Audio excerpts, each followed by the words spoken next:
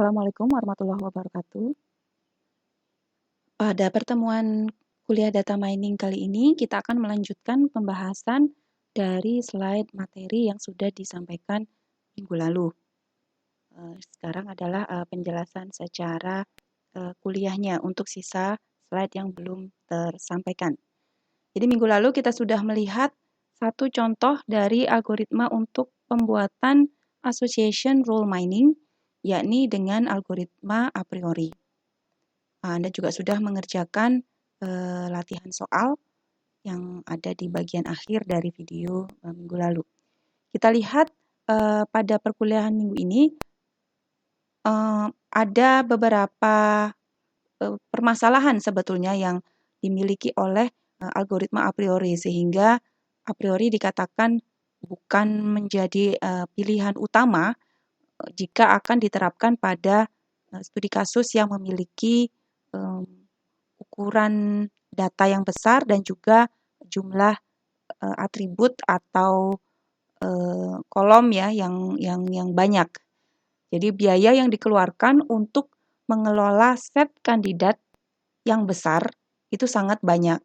Jadi artinya set kandidat ini yang kita buat pada setiap iterasi ya, ada C1, C2, C3, kemudian juga dari C1 kan diseleksi menjadi L1, dari C2 diseleksi menjadi L2, dan seterusnya. Pada setiap kali iterasi untuk membentuk kandidat, kita perlu melakukan scan ulang terhadap database, dan ini disebut sebagai penyebab utama yang menyebabkan algoritma a priori itu membutuhkan waktu yang sangat besar atau sangat banyak, sehingga tidak menjadi pilihan jika akan diterapkan pada dataset yang khususnya memiliki jumlah data yang sangat besar dan juga jumlah atribut yang besar. Katakanlah di sini ada 10 pangkat 4 atau 10.000, satu item set besar, artinya L1 ya, terdiri dari 10.000 item set pada L1. Kemudian dari situ untuk membentuk L2 atau pasangan dua item ya, A dengan B, A dengan C, A dengan D, dan seterusnya, maka algoritma a priori akan menghasilkan 10 pangkat 7 di L2.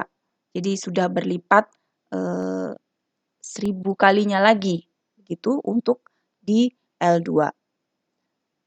Untuk 100 item set, jadi ketika misalkan kita masih bisa membentuk sampai dengan L100 gitu ya. Jadi kalau kemarin kita kan hanya stop sampai L3. Dan ini misalkan kita masih bisa membentuk sampai L100. Nah, pada saat itu akan dihasilkan lebih dari 2 pangkat 100 kandidat. Dan ini jumlah yang amat sangat besar dan hampir bisa dipastikan tidak akan tertampung seluruhnya di memori. Tetapi sayangnya ini juga menjadi bagian atau komponen utama dari algoritma a priori yang tidak bisa dilepaskan, sehingga kondisi inilah yang menyebabkan a priori tadi bukan menjadi alternatif utama. Jadi a priori tidak tepat untuk melakukan mining pada database yang besar untuk mencari pola atau pattern yang panjang atau pasangan dari banyak item set. Nah, apa yang bisa kita lakukan untuk meningkatkan efisiensi dari a priori? Kita tidak bisa melepaskan pembentukan set kandidat tadi ya. Jadi yang bisa kita lakukan adalah mencari sisi-sisi lain yang bisa ditingkatkan dari algoritma tersebut. Beberapa di antaranya adalah misal mengurangi jumlah transaksi. Ya memang pasti ini salah satu alternatif yang termudah ya. Kalau tidak bisa diterapkan pada data set yang ukurannya besar, ya kita kurangi saja jumlah transaksinya. Mungkin bisa kita urutkan data set kita untuk berdasarkan jumlah kemunculannya gitu ya. Jadi kalau tidak atau kurang dari support yang diinginkan, bisa kita buang saja dari transaksi supaya tidak bolak-balik di scan. Tapi ya bisa juga ini ada sisi lain yang menjadi akibatnya. Jadi transaksi yang tidak berisi K item set yang sering muncul bisa dihilangkan. Kemudian cara lain adalah kita melakukan sampling atau melakukan mining pada sebagian data. Jadi tidak keseluruhan data. Kita bisa mengambil beberapa sampel untuk disimpan di dalam memori. Karena nanti prosesnya akan dilakukan di memori. Atau cara lain menggunakan threshold support yang lebih rendah. Jadi kita turunkan supportnya. Kemudian bagian data yang tidak disampling digunakan untuk menentukan banyaknya count item set. Cara lain adalah kita lakukan partisi database. Kita bisa membagi database ke dalam sejumlah partisi.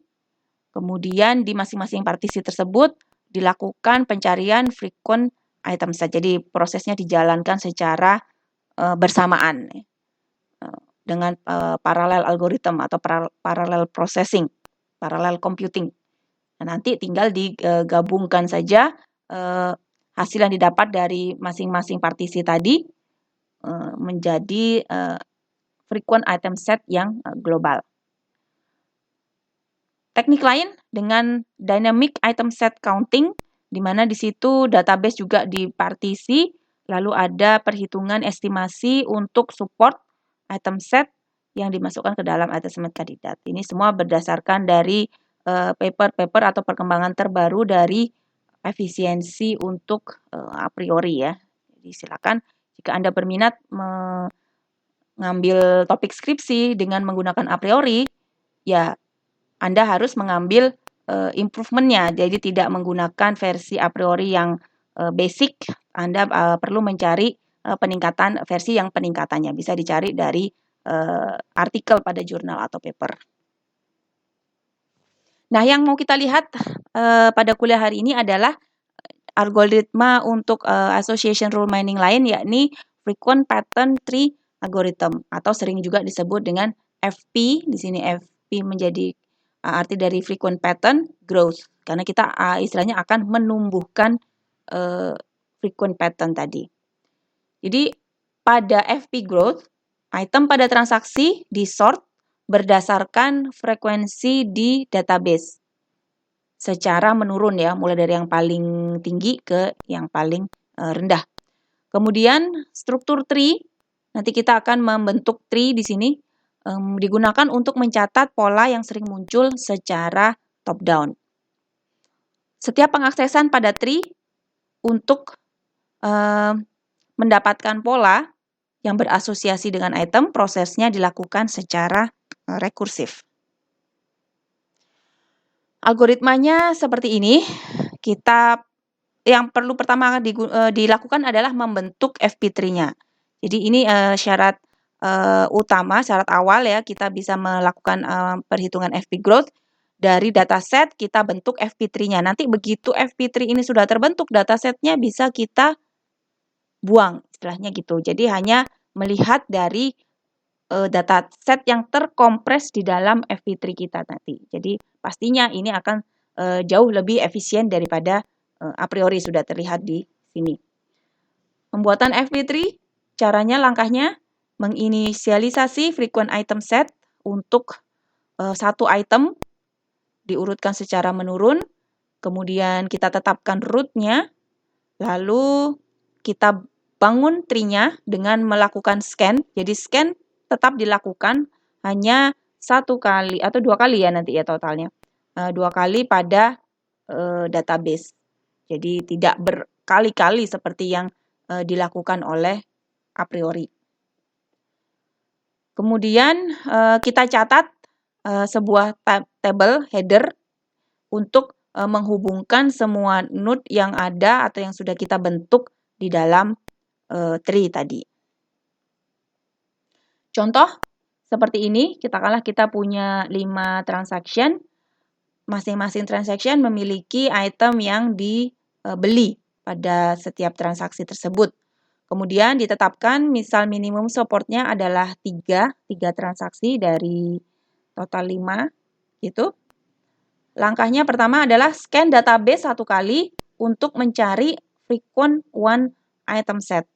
Jadi kita mencari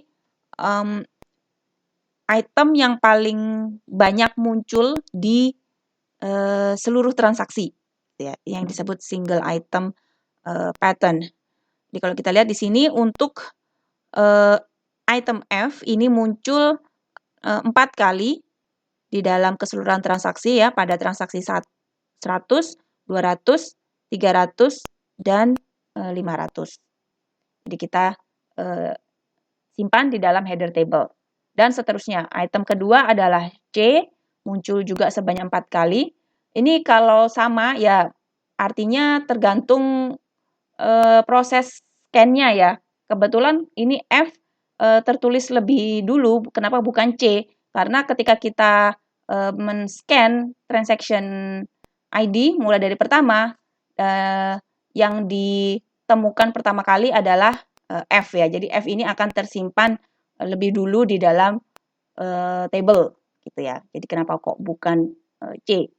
Tapi bisa jadi kalau Anda melakukan sorting pada item dulu, ini diurutkan berdasarkan abjadnya misalkan, maka C bisa jadi akan ada di atasnya F. Gitu. Nanti juga akan berdampak pada bentuk tree yang dihasilkan. Terus sampai dengan item terakhir adalah P, di mana di sini yang masih memenuhi syarat minimum supportnya 3. Kalau selain ini yang tidak tercatat di sini artinya dia kurang dari 3. Diurutkan secara menurun, kita buat F list-nya, artinya ini daftar urutan dari item set yang paling banyak muncul tadi, ya, F, C, A, B, M, P. Kita sebut sebagai F list. Kemudian kita scan database sekali lagi, jadi scan kedua, untuk pembuatan pohonnya. Jadi setelah F list terbentuk, maka setiap transaction tadi bisa kita buat lagi kopiannya, tetapi hanya memasukkan item yang ada di dalam F list ini saja. Kemudian kita urutkan berdasarkan urutan di F list-nya. Jadi ini F, C, A, B, M, P. Tapi karena B tidak ada di transaction 100, ya sudah tidak perlu kita masukkan di sini. Lalu yang kedua, F, C, A, B, M. F, B, C, B, P, F, C, A, M, P. Untuk masing-masing transaction tadi. Nah, pembentukan tree-nya seperti apa? Kita lihat di sini. Sebetulnya ini harusnya munculnya satu-satu, ya. Kita lihat untuk step pertama. Jadi ini terdiri dari 5 step. Saya jelaskan per stepnya. Kita start menurut algoritmanya di sini tadi, ya. Buat root dari FP3 dan beri label 0. 0 berarti kita buat tanda kosong seperti ini. Kemudian tahap kedua, buat tree dengan men-scan transaction pada database menurut urutan one item set. Buat cabang pada tree jika tidak ada prefix yang sama. Jadi di sini F list kita kan tadi FCA BMP, ya. Kita buat untuk transaction-nya TID 100 ini adalah F. Kita F karena tadi syaratnya kita buat cabang baru jika tidak ada prefix yang sama. Berarti karena ini pertama, ya tidak ada yang sama, kita buat F jumlahnya atau frekuensinya 1. Lalu C, kita telusuri lagi dari atas, tidak ada cabang C lain, maka kita buat di bawahnya F. Karena ini masih dalam satu transaksi, ya. F, C. Kemudian A, tidak ada di cabang yang lain, turun lagi ke bawahnya M dan P. Maka pada step 1 kita sudah membentuk FP3 untuk transaction 100. Berikutnya yang transaction 200. Terbaca lagi adalah F. F, karena di sini sudah ada cabangnya F, tinggal kita naikkan saja frekuensinya 2. Kemudian C, naikkan juga frekuensinya. A, naikkan lagi frekuensinya. Lalu terbaca B. Di cabang sebelah kiri dari A tidak ada B, maka kita perlu membuat cabang baru. Buat ke kanan. B1, kemudian M. Ya, karena ini kan sudah jalur yang berbeda. Ini bukan bukan ikut transaction 1 lagi ya, karena dia sudah path yang berbeda. M di sini mengikuti dari B, jadi tidak menjumlah yang M pertama ini. Ini dari transaction 2. Kemudian transaction 3, F sama, naikkan frekuensinya F, terus ada B. Karena di sini tidak ada B di cabang setelah F, maka kita buat cabang baru B. Berikutnya C, BP. Nah, ini tidak ada F, berarti dari awal langsung kita pecah ke cabang baru. C, B, P. Itu ya, frekuensinya 1-1 semua. Next, untuk transaction ID 500, F, masukkan lagi di sini, tambahkan frekuensinya. Kemudian C, naikkan juga frekuensinya. A, naikkan lagi. M, naik 1. P, juga naik 1. Sehingga pada bagian akhir total tree yang terbentuk adalah hasilnya seperti pada step 5.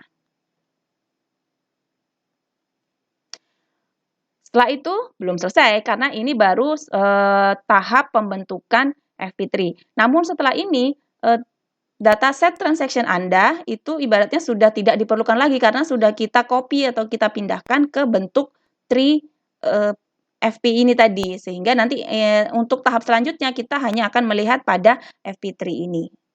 Ya. Nah, dari situ kita bisa lanjut ke proses mining pada FP3-nya. Kita mulai algoritma seperti ini, mulai dari item terakhir pada header table sebagai pola akhiran, buat basis conditional pattern. Sepanjang jalur dari prefix, semua akhiran item akan memiliki nilai support yang sama. Dari situ dibuat basis conditional pattern, lakukan secara rekursif. Algoritma berhenti ketika header table selesai ditelusuri dan semua frequent pattern sudah dibuat atau dituliskan. Kita lihat ke contoh yang tadi. Ini header table-nya yang sudah dibuat di depan tadi, lalu ini FP3 yang dihasilkan versi terakhir ya. Kita mulai dari frequent item header table pada FP3. Telusuri FP3 dengan mengikuti jalur untuk setiap frequent item P, karena tadi yang diminta adalah yang terakhir ya. Dengan kata lain, buat rangkaian dari semua jalur yang berakhiran di item P. Akumulasi semua jalur prefix dari item P untuk membentuk conditional pattern. Oke, kita lihat ke langkahnya.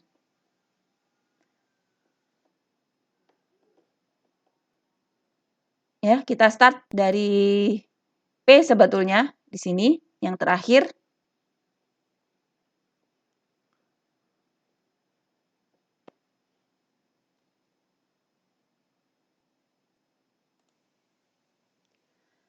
Baik, jadi untuk P, variabel P yang ada di sini itu merujuk pada frequent item ya, bukan pada item P secara spesifik yang ada di sini. Ini kebetulan ternyata sama, jadi bukan P ini yang dimaksud, tetapi item secara umum ya, setiap frequent item. Frequent item itu adalah ya ini, C, A, B, M, P. Sehingga kita bisa start dari data yang kedua. Kita ambilnya yang kedua karena yang pertama ini F, karena nanti kita perlu mengambil awalannya. Jadi kita kurangi 1 dari root, kita kurangi 1 sehingga ambil mulai dari item yang kedua yakni C. Jadi item C, lalu conditional pattern base artinya C ini tadi didahului oleh item frequent apa? Kalau kita lihat pada tree, parent dari C ini adalah F, ya, yang bermula dari F di sini, sehingga conditional pattern base-nya C berpasangan dengan F itu ada 3 kemunculannya, lalu kita gabungkan frequent, ini akumulasi semua jalur prefiks untuk membentuk frequent pattern, maka F dengan C pasangannya itu adalah frekuensinya 3. Gitu ya. Kita melihat dari frekuensi C-nya. Kemudian turun ke A. A di sini yang mendahului dari item A adalah parent-nya C, parent-nya lagi ya, naik sampai ke atas F.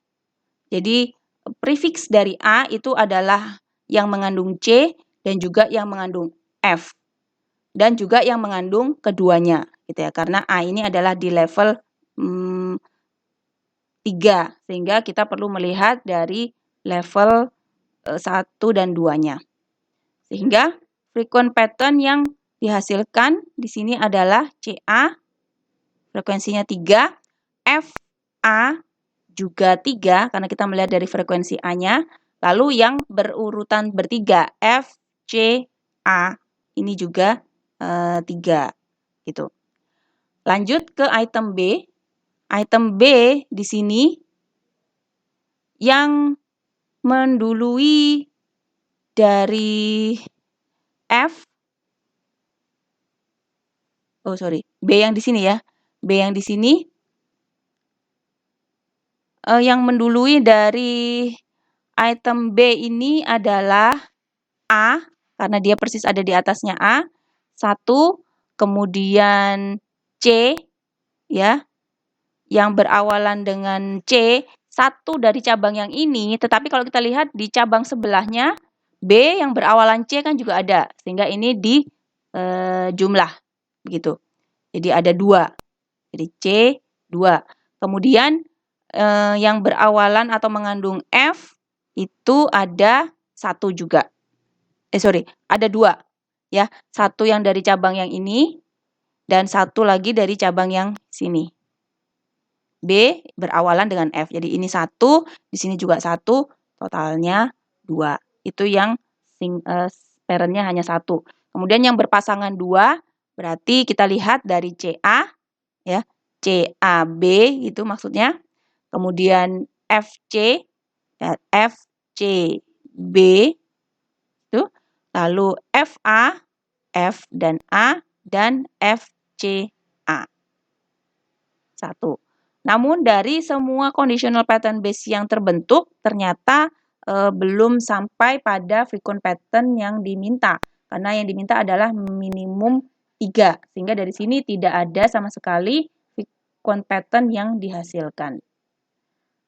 Untuk item M, ini kita bisa lihat yang berawalan dengan parent-nya langsung, yakni A.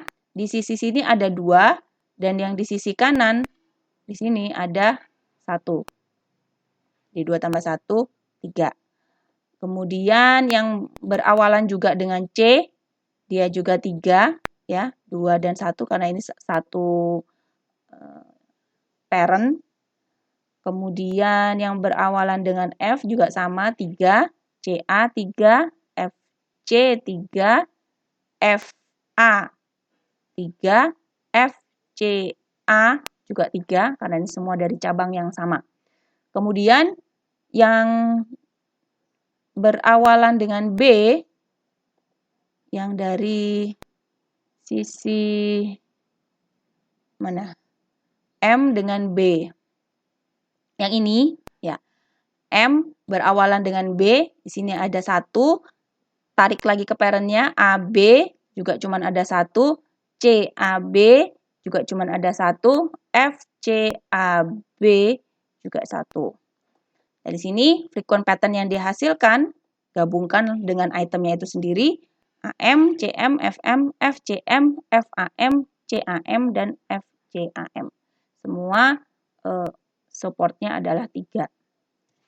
Terakhir untuk item P di sini yang berawalan dengan M itu ada 2, ya, sesuai jumlahnya di sini 2. Kemudian yang berawalan dengan A juga 2, berawalan dengan C ada 3 karena 2 dari cabang yang kiri dan 1 dari cabang yang kanan.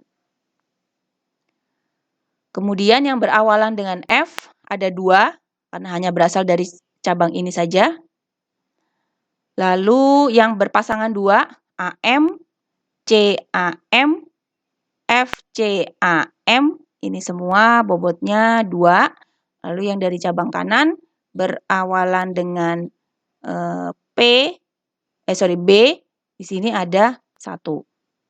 Nah, dari sekian conditional pattern, yang memenuhi syarat untuk frequent pattern hanyalah yang CP. Nah, setelah itu bagaimana setelah terbentuk frequent pattern? Ya berarti ini adalah rule dari frequent pattern yang dihasilkan. Nantinya kita akan membentuk menggunakan langkah yang sama dengan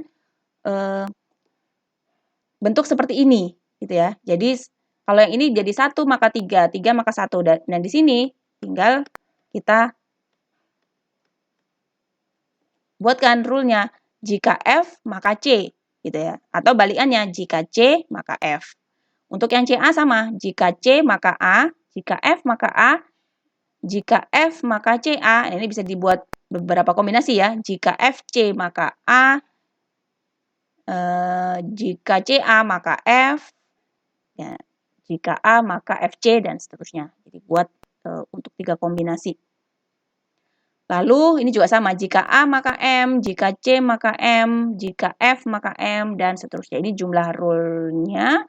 Lalu tinggal Anda cari confidence-nya. Berapa batas minimum confidence yang dipersyaratkan. Dari rule yang itu, tinggal cek di tabel FP3 tadi, maka kita bisa mendapatkan rule mana yang memenuhi minimum confidence. Ya, ini berarti latihan soalnya ya. Jadi silakan Anda kerjakan untuk menyelesaikan soal FP3 tadi jika diketahui minimum confidence-nya 75%. Keunggulan struktur dari FP3 dari segi kelengkapan, dia mempertahankan informasi yang lengkap. Jadi tidak ada yang hilang. Kalau tadi yang a priori karena butuh waktu yang lama, maka ada alternatif yang mengusulkan untuk menghilangkan sebagian datasetnya. Jadi kalau ada dataset yang dihilangkan kan ada kemungkinan tidak tertangkap seluruhnya informasinya. Tetapi kalau dengan FP3 semuanya tetap ada, seluruh dataset tetap ada, tetapi diringkas atau di zip dirangkum di dalam FP3 tadi. Tidak pernah memutus sebuah pattern yang panjang. Jadi kalau memang itu urutannya banyak ya tidak terputus gitu. Lalu yang kedua dari segi keringkasan, mengurangi info yang tidak relevan. Item yang jarang muncul akan dihilangkan karena kita tadi membuat header table yang di bawah support count itu tidak dimasukkan ke dalam table. Frekuensi kemunculan item diurut menurun sehingga jika semakin sering item tersebut muncul, maka semakin mungkin dia akan masuk ke dalam pasangan bersama item lain. Ukurannya jelas tidak akan pernah lebih besar dari database transaksinya, bahkan justru cenderung lebih kecil atau maksimum pun sama dengan database aslinya. Beda dengan a priori ya, datanya ukurannya 100 data pada pembentukan 100 item set, kita bisa menghasilkan sampai 2 pangkat 100. Nah, lonjakan jumlah data yang amat sangat besar. Kemudian, FP3 juga memanfaatkan metode algoritma divide and conquer. Jadi di sini membagi permasalahan ke dalam sub-sub permasalahan dan menyelesaikan masing-masing sub permasalahan tersebut membentuk sebuah solusi yang global. Ini adalah ciri dari metode divide and conquer. Yang lainnya, tidak ada pembuatan set kandidat, ya, tidak perlu kita membentuk C1, C2, dan seterusnya. Tidak ada pengetesan set kandidat dari C1 dicek lagi apakah memenuhi minimum support. kita bentuk L1 dan seterusnya. Database yang terkompresi, ini tadi ya, dengan adanya FP3, database kita sudah berubah bentuknya menjadi struktur tree. Tidak ada scan berulang pada database, cukup dilakukan 2 kali saja. Pertama untuk mencari frequent item, kemudian yang kedua untuk membentuk FP3. Operasi dasar di sini hanya menghitung frequent item dan membuat FP3. Ini tadi. Tidak ada pencarian dan pencocokan pattern. Ini sangat menghemat waktu. Baik, kita sudah selesai membahas algoritma FP growth. Berikutnya kita lihat sekarang inti dari association rule mining itu adalah penemuan sebuah rule. Ya, rule yang ditemukan di sini itu harapannya rule yang dapat memberikan informasi unik atau khas yang bisa menggambarkan kondisi dari dataset yang ada. Rule yang seperti apa yang baik, yang bisa ditemukan gitu ya. Jadi di awal dikatakan rule yang menarik gitu.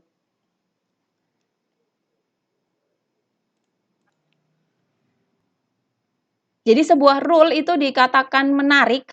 Bagaimana cara kita bisa mengukur tingkat kemenarikan sebuah rule? Ini cukup menarik ya. Jadinya ada pengukuran secara subjektif, ada juga pengukuran secara objektif. Pengukuran secara subjektif, jadi sebuah rule itu dianggap menarik jika yang pertama dia di luar dugaan, unexpected ya. Oh, ternyata kalau saya membeli susu, ternyata banyak orang juga yang membeli apa yang tidak ada kaitannya sebetulnya dengan susu ya, dengan obeng misalkan. Di luar dugaan ya, menarik ini, rule yang unik begitu. Jadi ini dianggap sebagai salah satu aspek interestingness itu tadi, di luar dugaan. Atau bisa juga rule tersebut dapat dilakukan sesuatu terhadapnya, actionable. Artinya ya menarik, tapi terus untuk apa? Tidak bisa dilakukan apa-apa. Nah, kalau tidak bisa dilakukan apa-apa ya berarti kurang menarik gitu ya. Tidak ada yang bisa saya lakukan.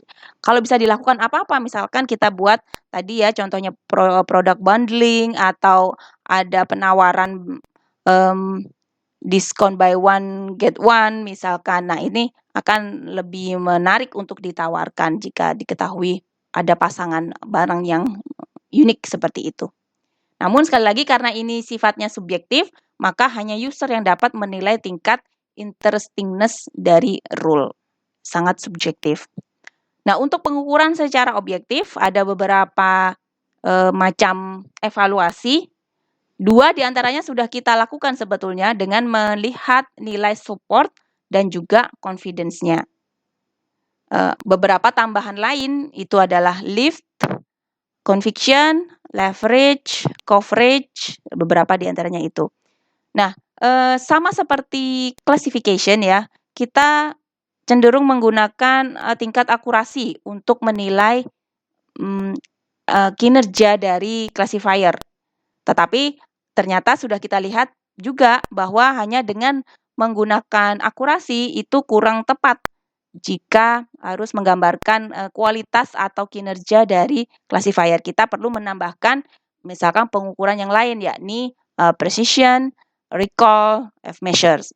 Jadi sama, pada penemuan rule di association rule mining, penggunaan support dan confidence saja itu ternyata belum cukup. Diperlukan tambahan lain pengukuran untuk betul-betul memastikan bahwa rule yang dihasilkan itu baik dan berkualitas. Yang dijelaskan di sini adalah lift ya. Jadi kenapa kok hanya support dan confidence saja masih kurang? Nah, ada beberapa permasalahan yang ternyata kalau hanya mendasarkan pada support dan confidence itu justru akan misleading atau menghasilkan rule yang menyesatkan gitu ya. Ada kritik terhadap penggunaan support dan confidence sebagai cara untuk evaluasi sebuah rule. Nah, di sini contoh permasalahannya. Katakanlah saya punya data dari 5.000 siswa, seperti ini. Saya mendata dia main basket, dan juga apakah dia suka makan sereal ya untuk sarapannya. Jadi dari 5.000 siswa didata ada 3.000 orang yang main basket, ada 3.750 yang suka makan sereal, dan ada 2.000 yang main basket dan juga makan sereal. Datanya seperti ini. Kemudian dari sini kita bisa mendapatkan sebuah rule bahwa jika seseorang itu main basket, maka dia akan makan sereal.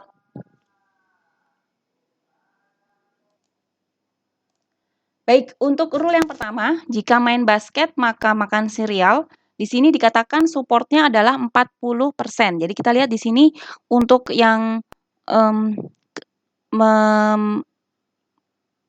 menggunakan keduanya, yakni basket dan sereal 2.000, begitu, dibandingkan dengan total keseluruhan siswanya. Ya, ini kan menghitung supportnya ya.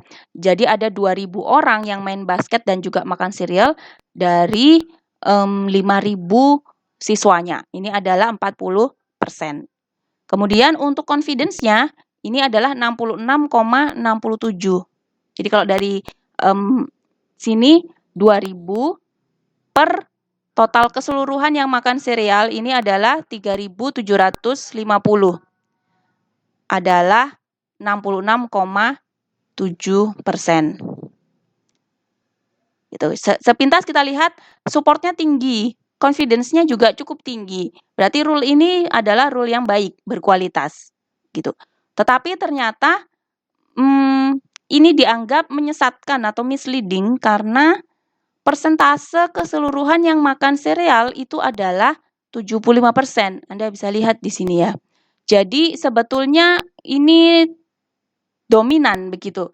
Yang makan sereal itu lebih dari 50% dari sampelnya. Jadi tidak balance ya istilahnya ya. Jadi dianggap misalkan kalau main basket itu juga makan sereal cukup tinggi. Ya jelas karena yang disampling orang yang suka makan, banyak orang yang suka makan sereal dari yang disampling tersebut. Tapi untuk bisa menyimpulkan seperti ini, basket maka makan sereal, lalu menganggap ini confidence-nya tinggi, itu kurang tepat. Gitu. Karena yang disampling dari sampling awalnya juga tidak tepat. Nah, yang betul bagaimana? Yang tepat, yang lebih tepat bukan betul ya. Yang lebih tepat itu bagaimana? Sebetulnya justru malah kebalikannya. Jika main basket, maka tidak makan sereal. Ini menunjukkan hasil yang lebih akurat, walaupun dilihat di sini nilai support dan confidence-nya rendah. Nah, ini berarti artinya penggunaan support dan confidence itu masih ada kritik ya, tidak bisa dijadikan sebagai landasan utama untuk menyatakan bahwa sebuah rule itu kualitasnya baik atau strong. Nah, dari situ kita butuh pengukuran kinerja tambahan lain selain 2 tadi, yakni yang ketiga adalah lift. Jadi lift di sini diartikan sebagai rasio confidence terhadap expected confidence. Ya. Dia menghubungkan antara korelasi dan interest. Lift itu dirumuskan seperti ini. Jadi sebetulnya dia berdasarkan pada nilai support dan confidence juga. Jadi ini bukan perhitungan rumit lain gitu ya. Kalau kita sudah mendapatkan nilai confidence untuk rule tersebut, ini tidak bisa langsung dipakai, tetapi harus kita bagi atau kita bandingkan dengan support terhadap B, gitu ya. Support terhadap konsekuennya di sini. Nah, nilai dari lift itu ada 3 macam. Jika A Jika nilai liftnya itu lebih besar dari 1 pada sebuah rule, artinya kedua kejadian tersebut saling bergantung, dependent. Jadi A memang mempengaruhi B. Gitu. Dapat digunakan untuk memprediksi konsekuensi pada dataset selanjutnya. Jika ternyata nilai liftnya sama dengan 1, maka kedua kejadian tersebut independen. Jadi tidak bisa dikait-kaitkan. Gitu ya.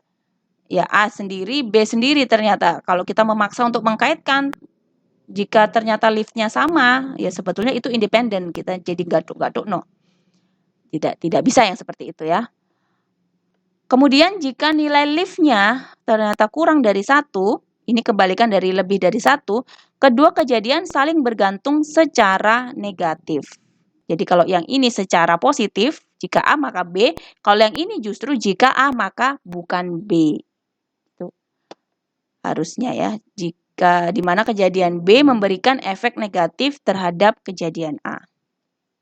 Nah, kita lihat ke contoh yang sama seperti tadi, basket dan cereal. Kita akan menghitung sekarang, tadi rule-nya sudah didapat ya, jika main basket maka makan cereal. Jika B maka C. Nah, untuk bisa menghitung ini, kita perlu mencari dulu support dari C. Ya, support dari C, ada berapa banyak transaksi yang mengandung C. C itu adalah cereal, maka di sini kita lihat cereal totalnya di sini adalah 3.750. Ya.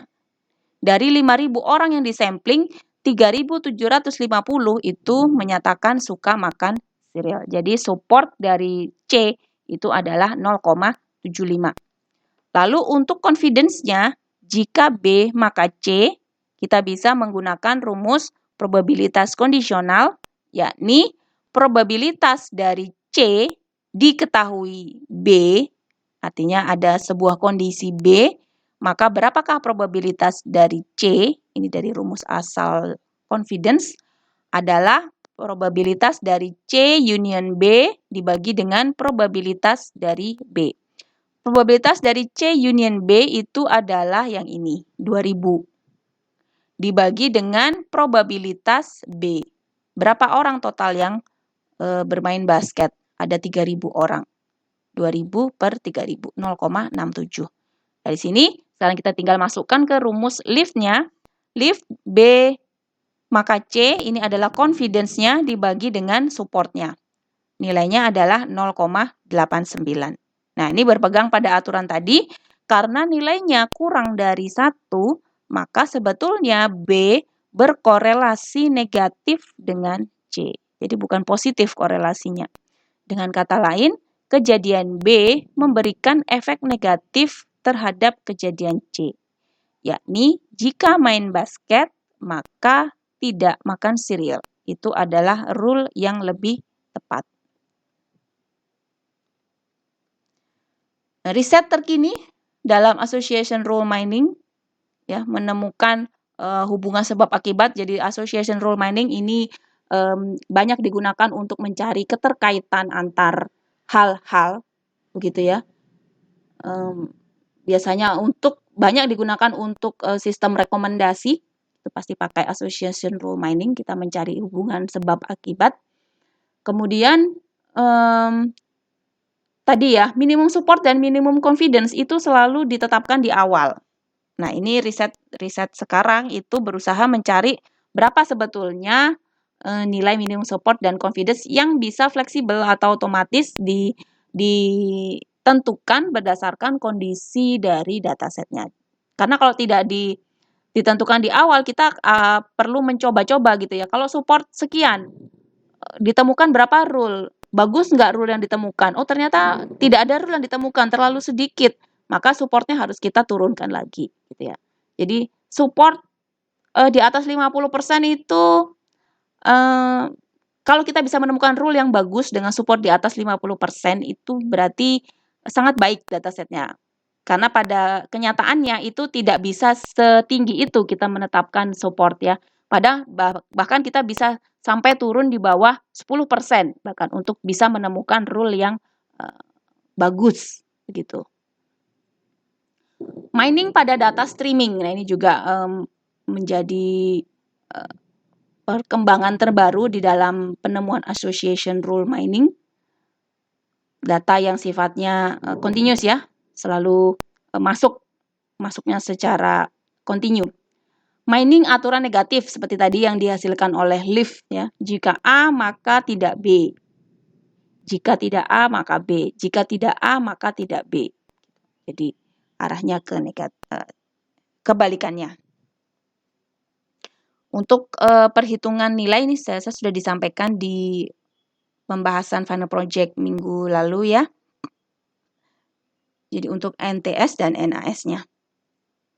Ini juga sudah saya jelaskan minggu lalu penjelasan final project. Terima kasih. Wassalamualaikum warahmatullahi wabarakatuh.